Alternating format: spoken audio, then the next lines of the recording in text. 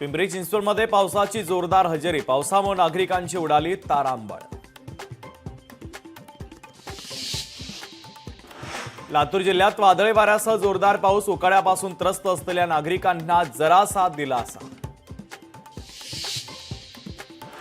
आसामपासून सिक्कीमपर्यंत पुराचा हाहाकार, पूर आणि भूस्खलनामध्ये 30 जणांचा मृत्यू, पश्चिम त्रिपुरा आणि खोबईसाठी रेड अलर्ट जारी।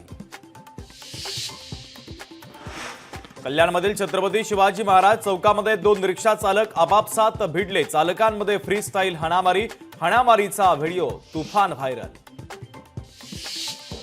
जळगावमधून कत्तलीसाठी नेण्यात येणारे उंट ताब्यात, चोपडा गावात गोरक्षकांनी 2 वाहनांतून तब्बल 18 उंट घेतले ताब्यात।